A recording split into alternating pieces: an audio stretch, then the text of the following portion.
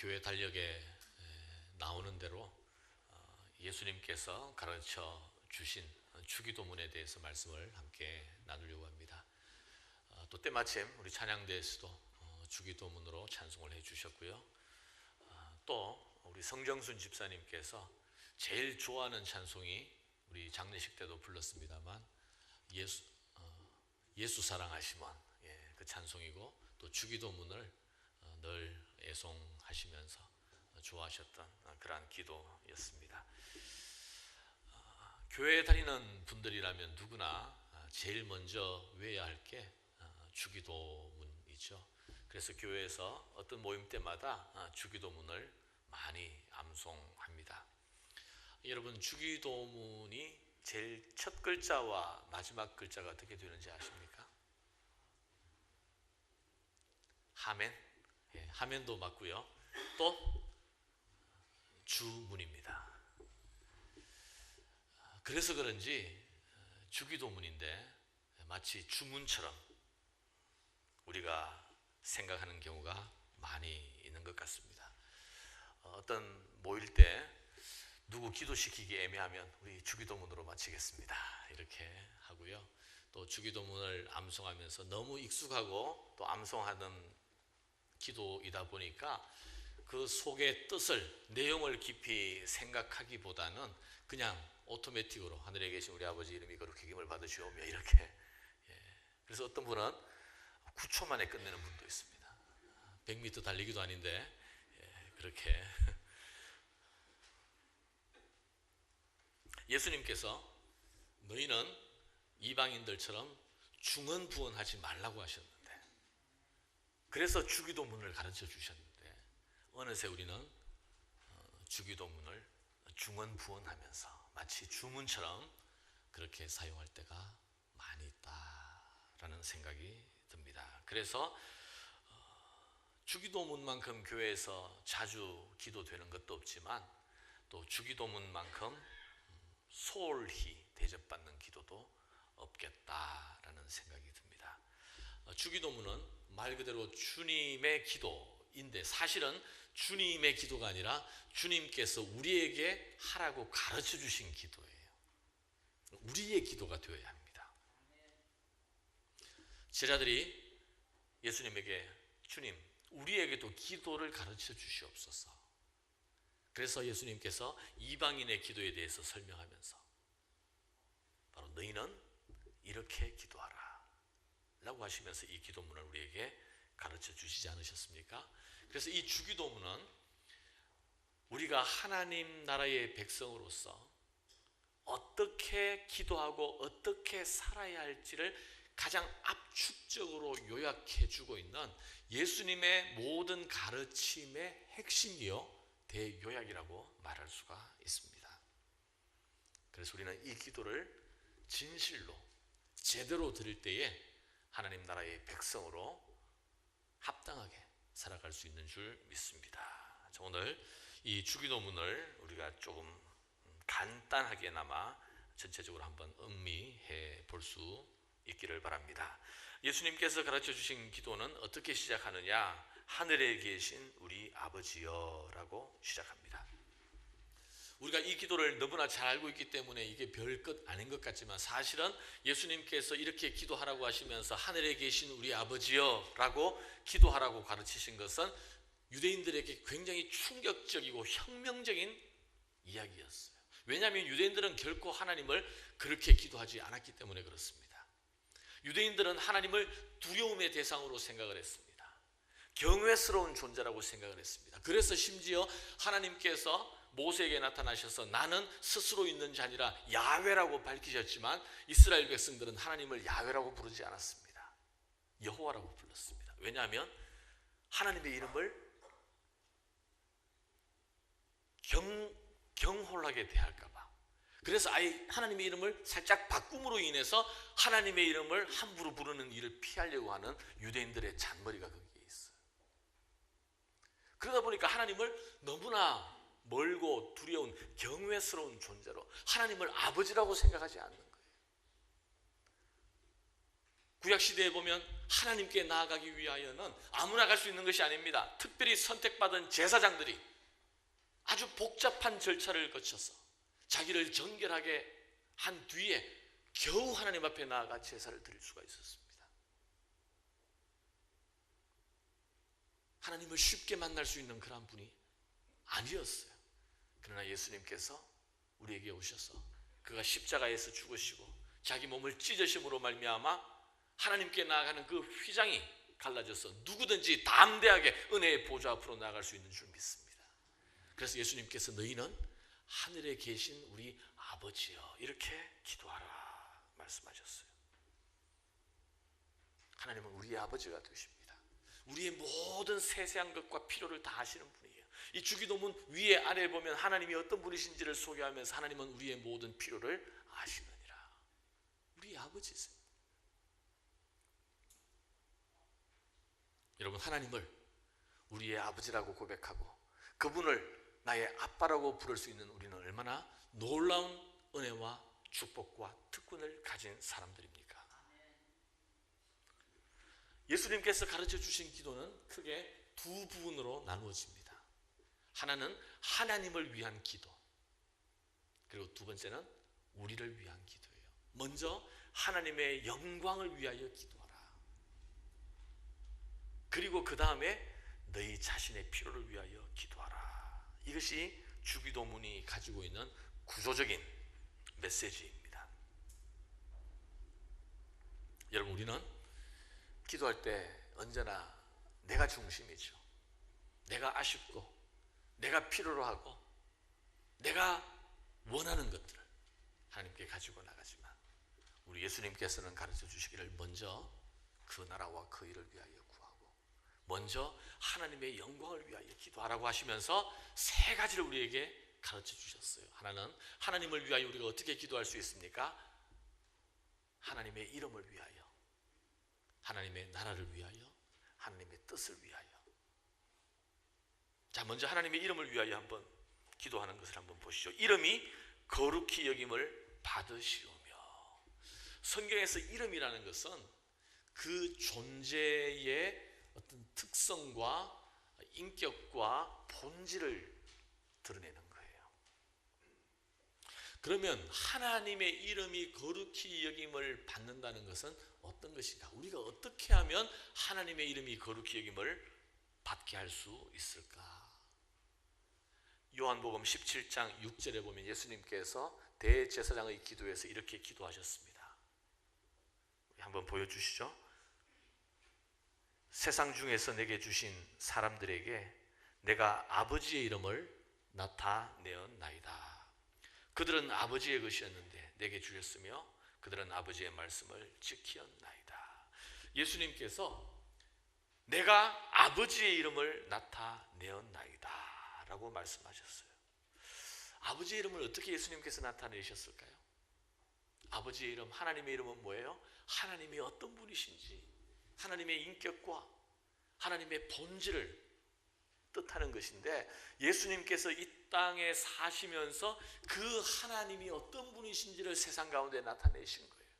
하나님의 마음이 어떠한 것인지, 하나님이 얼마나 우리를 사랑하시는지, 그분이 죄인들을 위하여, 병든 자를 위하여, 죽을 수밖에 없는 사람들을 다 찾으시고 끌어안으시고 그들을 구원에 이르게 하는, 그래서 마침내 십자가의 대속의 제물이 되어주신 그 예수님의 삶, 그 예수님의 모든 말씀, 그 예수님의 존재가 하나님을 닮아 있어요. 하나님을 그대로 나타내고 있어요. 그것이 바로 하나님의 이름을 나타내는 것이다 라는 것입니다. 여러분, 자식이 아버지를 닮을 때 아버지의 이름을 그 자식은 나타내고 있는 거예요. 우리가 어떻게 하면 하나님의 이름을 거룩하게 하는가? 우리가 하나님을 닮은 사람으로서 하나님의 거룩함을 본받아 살아갈 때 우리가 하나님의 이름을 거룩하게 하는 것인 줄 믿습니다. 그런데 로마서 2장 24절에 보면 이런 말씀이 있어요. 로마서 2장 24절에 기록된 바와 같이 하나님의 이름이 너희 때문에 이방인 중에서 모독을 받는도다. 하나님께서 솔로몬을 통해서 성전을 세우시고 뭐라고 하셨느냐 하면 내가 이 성전에 나의 이름을 두노라 그랬습니다. 그래서 이 성전을 통해서 하나님의 백성이 축복을 받고 하나님의 백성이 하나님이 어떤 분이신지를 세상 가운데 드러내야 하는데, 이스라엘 백성은 하나님을 드러내는 것이 아니라 이방 신상을 쫓고 이방인의 풍습을 그대로 쫓아 죄와 악한 삶을 살아가고 있을 때 하나님의 이름이 땅에 떨어지고 너희가 하나님의 이름을 모독하는도다 말씀하신 거예요. 바로 이 로마서 2장 말씀이 바로 오늘날 우리 교회의 현실 아니겠습니까? 우리 그리스도인들이 하나님의 이름을 거룩하게 하고 있습니까? 아니면 하나님의 이름을 모독하고 있습니까? 이름이 거룩히 여김을 받으시오며 라는 기도는 하나님의 이름을 나타내지 못하는 우리 자신의 삶에 대한 회개의 기도요, 또한 하나님의 거룩함을 나타내겠다는 그러한 결단이 담긴 기도입니다. 또 나라가 임하옵시며 라고 기도하라고 했습니다. 나라는 어떤 나라입니까? 하나님 나라예요. 하나님 나라가 이 땅에 임하게 하여 주시옵소서라는 기도예요. 우리는 흔히 하늘나라, 하나님 나라라고 하면 어떤 지역이나 공간을 생각하는 경우가 있습니다. 그래서 하나님 나라라고 하면 우리가 죽어서 가는 천당으로 생각하는 경우가 많은데, 그것도 하나님 나라이지만 그러나 그것보다 훨씬 더 중요하고 큰 개념이에요. 하나님 나라는 어떤 특별한 장소나 공간이 아니라 어떤 상태입니다. 어떤 상태냐면 하나님이 다스리는 상태. 누가복음 17장 20절을 한번 보시죠. 바리새인들이 하나님의 나라가 어느 때에 임하니이까 묻거늘 예수께서 대답하여 이르시되 하나님의 나라는 볼 수 있게 임하는 것이 아니요 또 여기 있다 저기 있다고도 못하리니 하나님의 나라는 너희 안에 있느니라. 하나님의 나라가 이미 임하였느니라 예수님께서 말씀하셨어요. 여러분, 세상에는 수많은 나라들이 있지만 그러나 영적으로는 두 개의 나라가 있어요. 사탄의 나라와 하나님의 나라.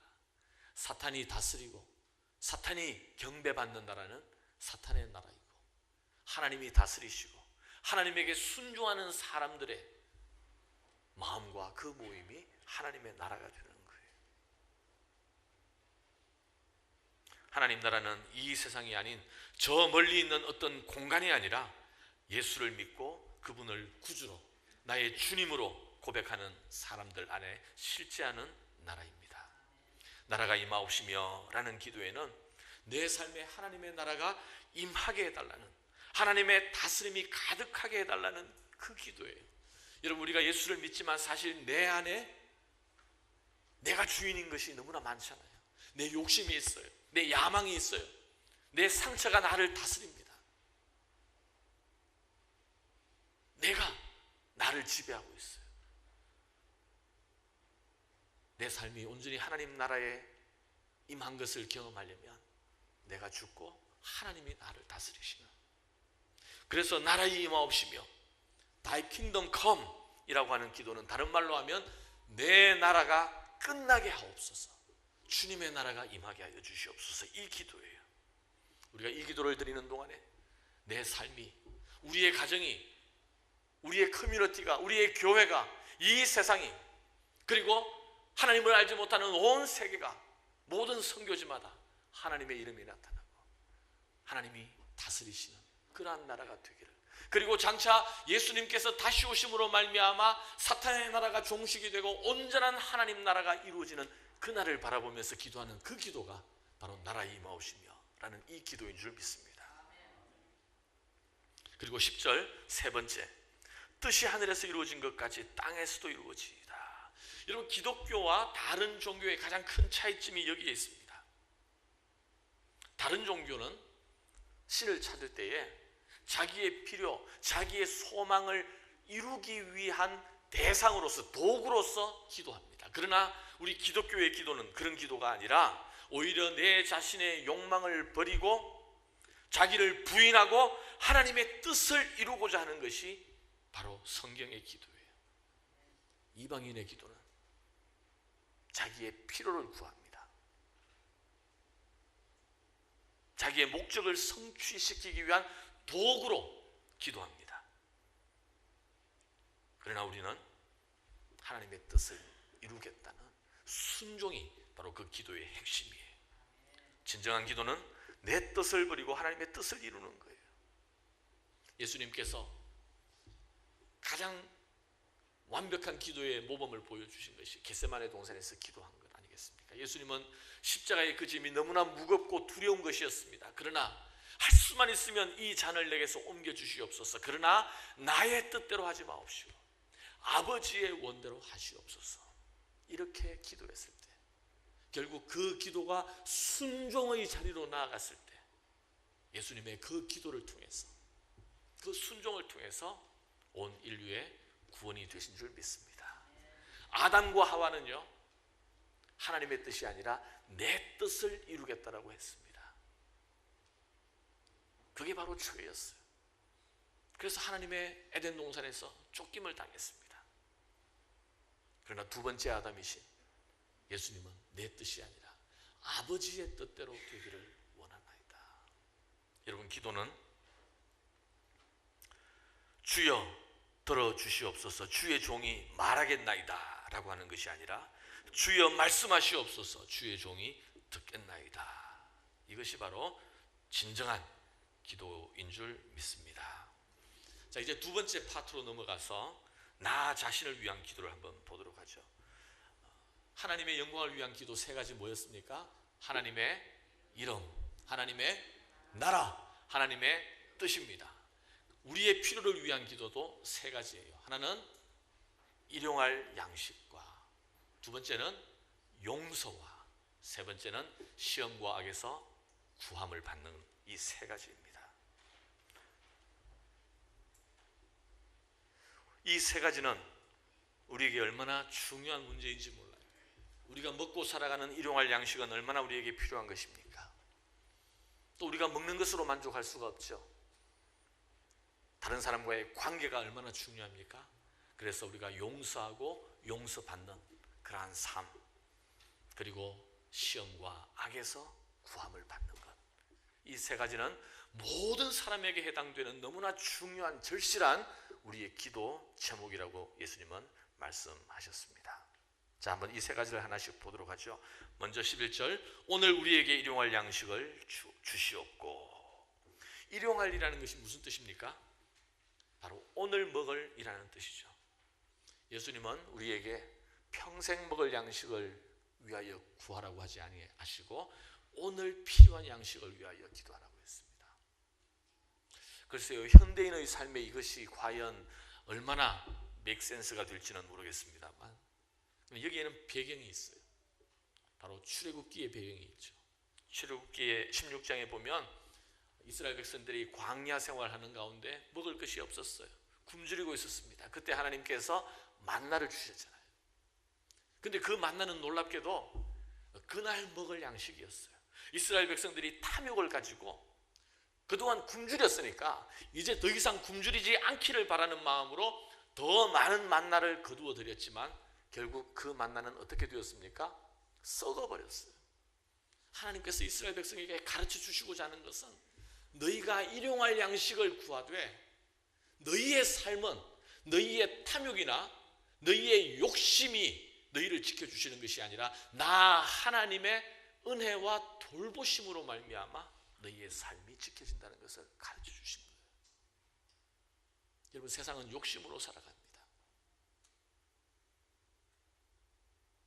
1년이 보장된 사람은 10년이 보장되기를 바라고, 평생 보장된 사람은 내 자식 만대까지 보장되기를 바랍니다.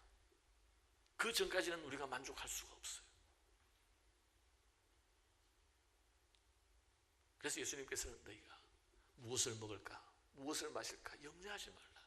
이 염려가, 이 두려움이 우리가 하나님을 바라보지 못하게 하거든요. 그게 불신앙이거든요. 그래서 너희는 무엇을 먹을까, 무엇을 마실까 염려하지 말고 일용할 양식을 구하라는 것입니다. 여러분, 우리가 솔직히 부자가 되기를 바라는 것은 뭐냐면 하나님을 의지하지 않아도 되는 삶을 바라는 거예요.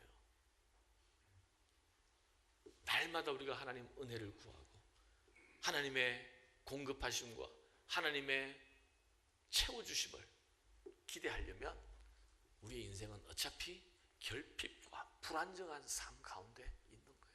하나님으로 말미암아 우리의 삶이 평안을 누리는 것이지 우리의 결핍을 세상적인 나의 욕심으로 채우려고 할 때 그것은 만족스러운 평안의 삶이 아니라 바로 불신앙으로 나아갈 수밖에 없다는 것이 바로 예수님께서 말씀하신 거예요. 자, 그리고 또 하나, 죄 용서. 우리가 우리에게 죄 전자를 사하여 준 것 같이 우리 죄를 사하여 주시옵고. 사실 사람이 살아가는 데 있어서 제일 어려운 것이 용서하는 문제예요. 어쩌면 우리가 먹는 문제보다 우리 육신을 위한 삶보다 더 절실하고 중요한 것이 이런 관계에서 오는 용서하는 삶인지 모르겠습니다. 그래서 일용할 양식을 위하여 기도한 너희는 이제 용서를 위하여 기도하라 말씀하셨어요. 여러분, 우리가 용서를 잘 할 수 있습니까? 다른 사람을 용서하는 것은 말같이 쉽지 않아요. 용서할 일이 별로 없을 때는 용서라는 것이 쉽습니다. 용서해야 한다고 말할 수 있습니다. 그러나 어떤 누군가가 내 마음을 무겁게 짓누르기 시작할 때 말도 되지 않는 이상한 루머를 퍼뜨리고 나를 오해하고 험담하고 또 나는 괜찮아요.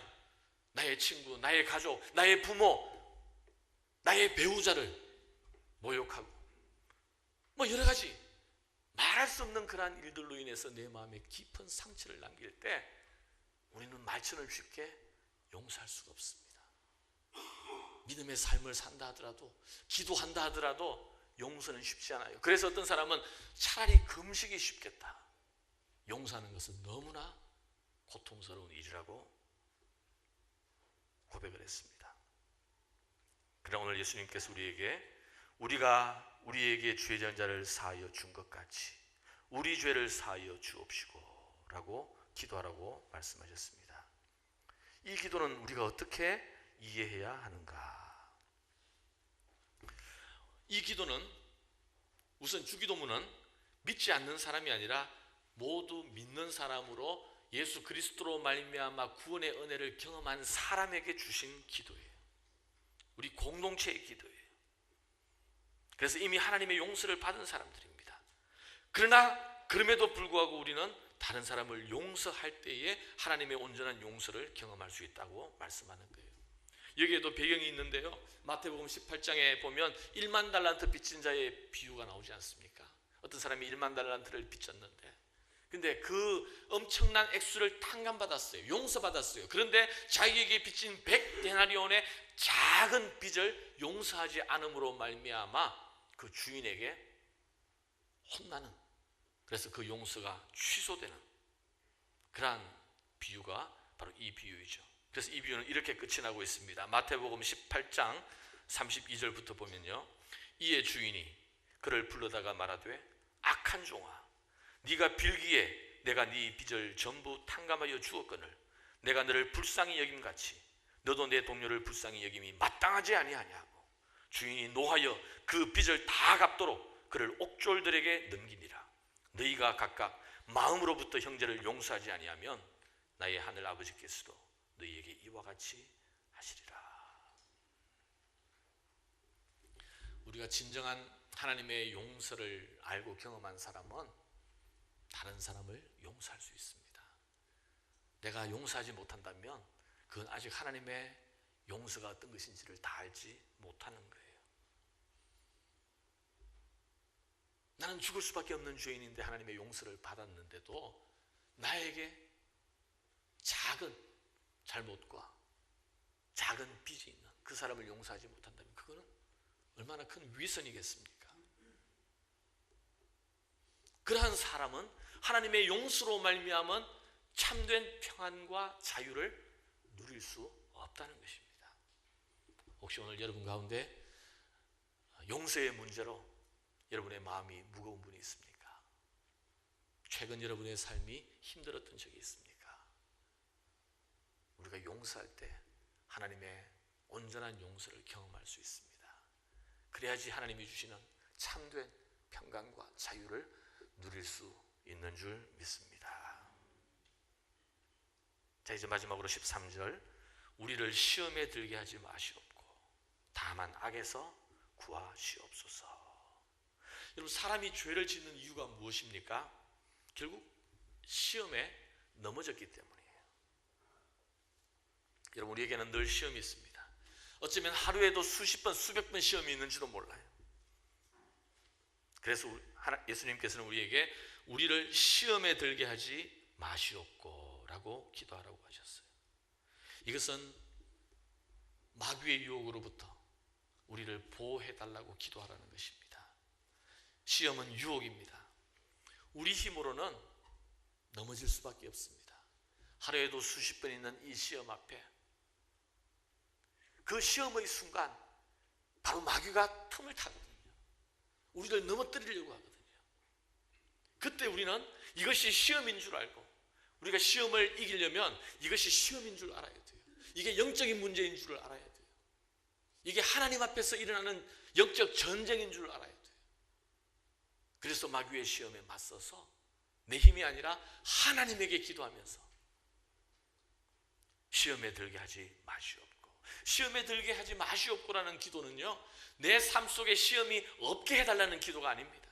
시험을 면해달라고 기도하는 것이 아닙니다. 시험이 있되 그 시험에 넘어지지 않도록 하나님께서 도와달라고 기도하는 거예요. 요즘 시험 당하고 있는 분이 계십니까?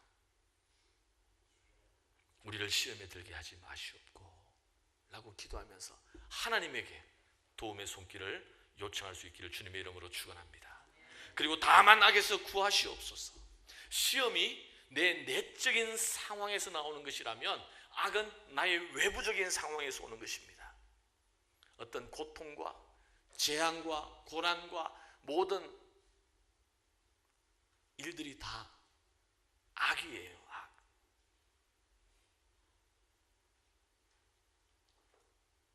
우리는 우리 힘으로 이 세상을 살아갈 수가 없습니다. 그래서 이 악에서 우리를 지키시고 보호하여 달라고, 사탄의 괴계에 빠지지 않게 해달라고, 우리는 우리를 시험에 들게 하지 마시옵고 다만 악에서 구하시옵소서라고 기도해야 합니다. 나라와 권세와 영광이 아버지께 영원히 있사옵나이다.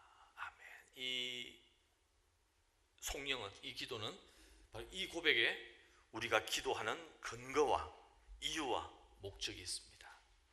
우리가 이 세상에서 고난 가운데 힘들게 믿음의 삶을 발버둥하고 있지만, 그러나 참된 나라, 영원한 나라는 아버지에게, 이 세상의 권세가 아닌 진정한 참된 권세는 하나님에게, 모든 영광이 하나님에게 속해 있음을, 영원히 하나님에게 있음을 고백하는 거예요. 자, 이렇게 예수님께서 간략하게 우리에게 기도를 가르쳐 주셨습니다. 주기도문은 하나님의 백성이 하나님과 맺는 관계, 그 정체성을 담고 있는 기도입니다. 이 기도는 바리새인의 외식하는 기도와 전혀 다른 것입니다. 이방인들의 기도와 너무나 거리가 먼 기도입니다. 중언부언하는 기도가 아닙니다. 나의 필요와 나의 욕심을 만족시키기 위한 그러한 기도가 아니에요. 하나님의 자녀로서 하나님을 높이며 하나님 앞에서 합당한 삶을 살아갈 수 있도록 하는, 그것을 위하여 기도하는 능력의 기도입니다. 저는 오늘 여러분에게 이 주기도문을 패러디한 또 하나의 기도문을 하나 소개해 드리려고 해요. 사실 우리가 날마다 주기도문을 암송하고 있지만 어쩌면 이 기도가 오히려 더 솔직한 우리의 기도가 아니었던가 라고 생각이 들지도 모르겠습니다.